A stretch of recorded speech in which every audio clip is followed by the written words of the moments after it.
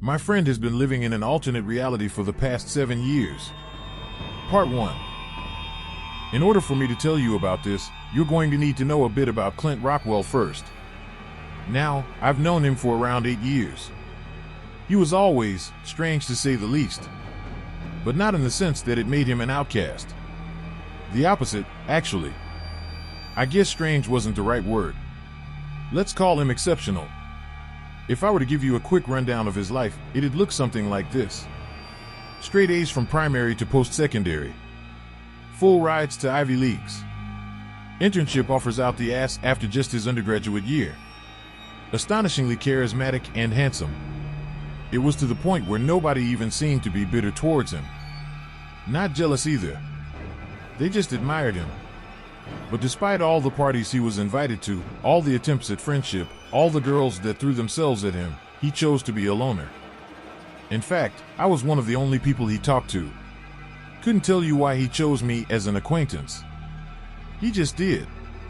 And let me tell you, I was about as average gets, set for a life of mundanity. It all started in 7th grade. I just failed a geometry test.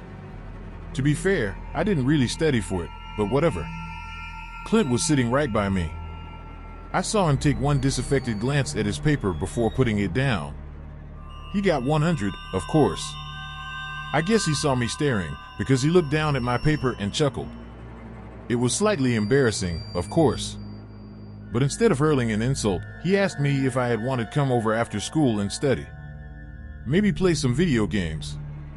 I agreed. That's when I started to get a glimpse into his ideals.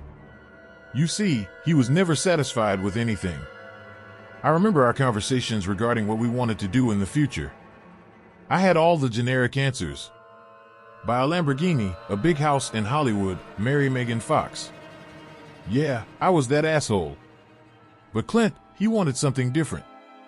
He had bigger aspirations. Adventure, he told me. Going somewhere uncharted. Discovering something new, you know? Something that nobody's seen. At that time, I didn't know what he meant. What, like Jupiter or some shit? I asked him. He just chuckled. Maybe. Something like that. At that time, I couldn't fathom why he would want to go into space. Nothing's up there. I told him. What's the point? He just gave me an amused look. But it wasn't one of contentious superiority. He wasn't like that. He knew that I couldn't have understood, but he didn't fault me for it. Well, think about it. People's lives have become lackluster. He went on. When we have all the comforts in the world, everything turns into structure. Routine. Nothing new. Our destiny decided by the time we're out of college.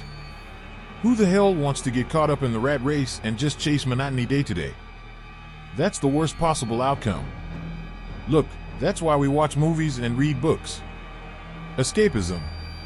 Looking for stories that are infinitely more satisfying than the one we're living in. I mean, what do we really have to look forward to? He talked a lot like this. But it didn't sound suicidal, it was something else. This guy beyond was driven, I could see it. But to be honest, I couldn't tell you what he did in the long hours he spent in his room alone. He never talked about it. By the time he went off to Caltech and I went to Penn State, we started drifting apart. In fact, after the first year of his master's degree, he stopped talking to me completely. Stopped talking to anybody, actually. When he didn't go home for spring break, his folks called the cops. Apparently, he'd stopped going to class as well. They looked for him, but there were no traces. It was a cold case going nowhere. However, I do remember the last time we had communicated. He'd sent me a Facebook message. This is all that it said. Do you want to be part of something? It's a project I'm working on. I can explain more later. I'd sent him a message asking about specifics, but he never responded. That was the last I'd heard of him for about 7 years. That was before he knocked on my door in the middle of the night some hours ago. I wasn't going to open up at first. These kinds of stories never end well. However, that's when I heard my name being called by a distantly familiar voice. I couldn't believe my ears. I stared through the peephole at what looked a homeless man. He had dirty, tattered clothes, a mass of a beard, and a generally unkempt appearance. But I recognized those eyes instantly. I recognized that spark. It was Clint. I opened up and greeted him in disbelief. But before I could pelt him with questions, he stopped me. "Look, don't freak out. I'll explain everything. Maybe let me shower first, though." He flashed his award-winning smile at me, though his pearly whites weren't what they used to be. "It's really good to see you, by the way." That's when I got a closer look at his frame. He was bigger than I'd remembered. Bulkier. Looked like he put on 10 pounds of muscle. His model-like face was now weather-beaten and covered in scars. He also smelled of sweat and grime. This was absolutely insane, to say the least. After he washed up and settled into a couch, he laid it all out. I'm going to tell you what he told me verbatim. Apparently, during the latter half of his undergraduate year, he was approached by his physics professor, Joel Rust, a somewhat eccentric 42-year-old. But he was supposedly brilliant. Rust had chosen Clint specifically to partake in what he called a research project. He laughed when he told me this. "We had to call it that," he said. "If they knew what we were really doing, the funding would have been gone." There were 14 other people involved in this. 2 theoretical physicists, 3 cosmologists, 2 young thrill-seekers, 2 ex-Navy SEALs, a discharged U.S. soldier, an archaeologist, a retired MMA fighter, a disgraced entrepreneur, and a suicidal drifter Rust found trying to jump off a bridge. It was a strange group, for sure. But we all shared similar ideals. He explained. For one reason or another, we were all looking to get away from this world. Looking for another frontier. Apparently, while on vacation, Rust had discovered something peculiar off a remote coast on the South Islands in New Zealand. Something over the Cook Strait. Rust explained that he'd been seeing some kind of strange, thick fog that hung under the clouds. We didn't know what he meant by that. Clint stated. He never really explained it. For years, he'd spend his summers over there and observe it himself. He'd then spend every second of his free time analyzing his observations. Eventually, he'd enlisted the help of some cosmologists and other physicists. Clint looked at me. It seemed as if he was having trouble holding in a huge grin. "You know what the theory they came to us?" I shook my head. It was a passage to somewhere else. A different universe, so to speak. This floored me. I was skeptical for about a second. But then I thought about who I was talking to, and how strange this whole situation was. I just kept listening. I asked him how they figured that out. "You want the details?" He replied. I thought about. No, not really. Science was never my strong point. Anyhow, he told me how Rust had started conducting experiments. He'd fly a drone into the fog whenever a storm was brewing. Those were the only times where it was visible. He'd estimated that after it disappeared, there would be about a 3-minute window where he could control it. After that, it was gone forever. That's why we needed the funding. Clint explained. This shit was expensive. The culmination of all these experiments and all this research was supposed to be a trip into the fog, just to see what they would find. That's when Russ started forming the team. It took a while, but he eventually gathered together people he deemed would be fit for something like this, along with the other researchers involved. He said that he chose me because of an essay I wrote for class. The topic was about what the universe meant to us as individuals. Clint said. I guess it spoke to him. I'm sure he had other reasons as well. He smirked to himself. Now, while the ex-military and thrill-seekers were all in good shape, Rust and the researchers weren't. Nobody knew what to expect, really. That's why we had to train. Cardio, strength, agility, the works. Nobody wanted to lag behind. Clint elaborated. After about 3 years, they deemed themselves ready to go. The big day was finally there. On a warm spring day in California and a particularly choppy one on the South Islands, Rust, Clint, and the rest of the team piled into a private plane owned by the entrepreneur. They brought with them months' worth of rations, weapons, first aid kits, and research equipment. Parachutes as well, just in case. Everything you could think of. Funnily enough, the drifter was the only person who knew how to pilot. I remember thinking that this was Bat's hit. Wait. I asked him. So you guys were just going through with this? Was nobody scared of what could happen? He just chuckled. So, we have a bunch of insane researchers, soldiers scarred by combat, thrill seekers, a suicidal guy, don't even get me started on myself, and you think we gave a shit? No, I guess we weren't. As it turns out, they figured out what Rust was talking about when they got close to the thing. Apparently, the fog was dark gray, almost black. It was maybe 100 meters below the clouds, and it was massive. The strangest part was that it didn't move at all, and you could clearly tell where it began and where it ended. Everybody braced themselves upon entering. They were suddenly submerged into darkness. Clint said that he could see the silhouette of anticipation on everybody's faces from the faint cabin lights. After 3 minutes, the plane starts malfunctioning. Here's the fucked up part. Russ never actually told anybody about the drone experiments until afterwards. So when this happened, everybody started freaking out. Nobody was expecting it. But soon after, a wave of light filled the plane. What they saw out the windows was incomprehensible. A dark, foreboding landscape. Heavy rain pounded the windows while a cacophony of violent lightning bolts struck around them. To make matters worse, the plane was headed down into a black ocean beneath. As they got closer, they could tell that there was definitely movement in the water. Large movements. And they weren't just waves. Luckily for them, the plane was also on trajectory for a landmass up ahead. Nobody asked any questions. They just stuffed their bags with weapons, rations, and water before hastily strapping on their parachutes. It was at this point where they realized military training would have come in handy. Right then, it was every man for themselves. Once the plane was nearly over the island, everybody started jumping out. A good portion of the team didn't get so lucky. Other than Rust, only one of the researchers survived. 2 of them couldn't open their parachutes in time. One landed in the water, where he was quickly consumed by something, and one got struck by lightning on the way down. The entrepreneur and one of the ex-SEALs also didn't make it, both landing rough on the rocky shoreline. The team was suddenly down to 10. They watched as the plane spiraled out of control into the murky sea. The fog was also still visible in the distance, just hanging there. After they regrouped, they just sat in silence for a while. Nobody knew what to think. Rust's theory looked to be right, it seemed. The island itself was pretty similar to tropical ones you would find here on Earth. Except for the trees as tall as apartment complexes and the fact that the sky was always cloudy. They'd later find out that this place had a name, Dust Blue.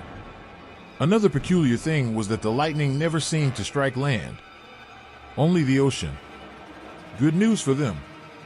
They started making their way into the jungle in front of them. With nowhere else to go, this is all they could do. Amongst them, they'd managed to take 6 pistols, 4 machetes, an assault rifle, and a shotgun. No reserve ammunition, though. They'd also concluded that they had about 5 days of food and water for all of them. As they made their way across the land, some creepy, unexplainable shit started happening. The MMA fighter, they called him Duke, went to go piss in some bushes at one point. About 30 seconds later, he ran back to the group, freaked out and hyperventilating. Everybody tried asking him what had happened. That's when they looked at the clearing he had come from. Duke was standing right there, with a blank expression plastered on his face. But he was also with them. Then, out of nowhere, his copy began sprinting backwards into the woods at a torrid pace. Another occurrence took place when they came across what looked like a void just floating in the air in front of them. It was literally a door-sized black shape that was devoid of anything. One of the thrill seekers, Jeff, stuck his hand into it for a few seconds before pulling it back. He could still move it, but it had become completely numb. It stayed that way. Apparently, one night they woke up to the sound of shells blasting in the air.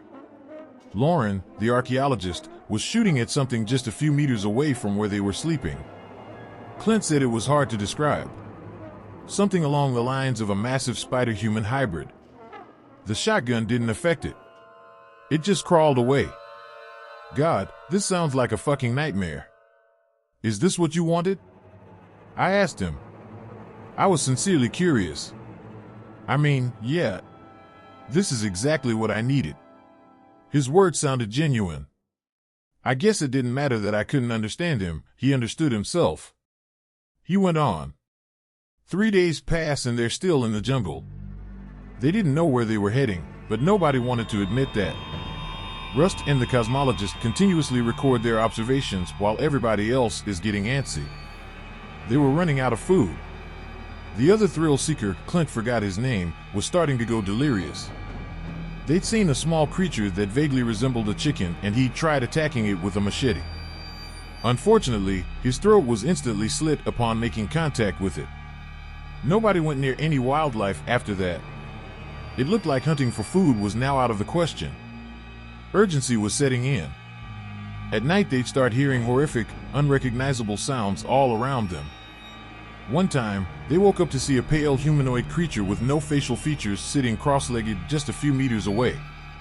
Suddenly the skin on its head peeled back to reveal a singular monstrous-sized eye. It only needed to blink one more time before everybody got the hell out of there. They'd also come across a strange hole in the ground at one point. It was about the size of a basketball. The other ex-SEAL, name also forgotten, walked up to it to take a look. Cautiously, he peered into it. About a minute passes and he still hadn't moved. People started shouting at him just to leave it, but he'd ignored everything. They tried prying him away, but he didn't budge. He just stayed crouched, eyes blankly transfixed on the hole. After about 10 minutes, they left him. Things were reaching a tipping point once the 5th day came. They were starving, sleep-deprived, and paranoid. With only 4 MREs left for the 8 of them, they needed to conserve energy. However, every time they stopped to rest, they'd hear footsteps behind them. They'd look for the source, but there was nothing visible to be found. The steps would just get louder and louder. Eventually, they'd caught up. Clint said that they could hear something running quick circles around them before he started to feel lightheaded. The last thing that he remembered hearing before passing out was a barrage of shouts coming from somewhere in front of them. None of them voices that he'd recognized. He awoke sometime later, lying on a stiff mattress in a small wood cabin. His head was pounding and his face was covered in dried blood when he touched it. He looked around the room, nearly jumping out of his skin when he saw somebody sharpening some kind of weapon in the corner. But he did look to be human, resembling a Mediterranean man. Upon seeing Clint wake, he got up and introduced himself as Slade. He also spoke English, albeit it was in a strange accent that Clint said he'd never heard before. Now, Clint was no small guy at 6 feet 1 inch, but Slade still towered over him. He'd explained that he was essentially a guard protecting a walled civilization called Locus, where Clint currently was. He described how he and the rest of the team had come into contact with what the locals referred to as stalkers. They'd eventually managed to fend them off, bringing Clint and the rest to safety. They were happy to let them stay, as long as they did fair share of work. He further explained the island that they were on. As it turns out, Dust Blue was actually one of the few places in that world that had a semblance of order and society. While most of it was still extremely hostile, there were protected settlements set up all around, where people could live in relative peace. However, the main attraction was at the center, a massive self-governing city-state known as Paradise X. While settlements like Locus could be compared to small towns in the Old West, Paradise X was more comparable to a modern-day metropolis. He went on to explain a strange trend in births on the island in which around 1 in 1,000 children were born with enhanced levels of strength, speed, and nearly impenetrable skin. Officials from Paradise X would come around to settlements every now and then in order to recruit these children into the security force set to protect their borders. In exchange, their families would be allowed citizenship and a place to live within the city. Of course, everybody was after this. This resulted in a lot of questionable moral decisions when it came to children. Clint then asked about all the stuff that had happened before they were rescued. All the weird shit. Apparently Slade just sighed and told him not to worry about it. He didn't have the answers either. That stuff's always been there, and it was better not to think about it. He told him to simply stay inside the settlement and not cause any trouble. The punishment for disorderly conduct was exile.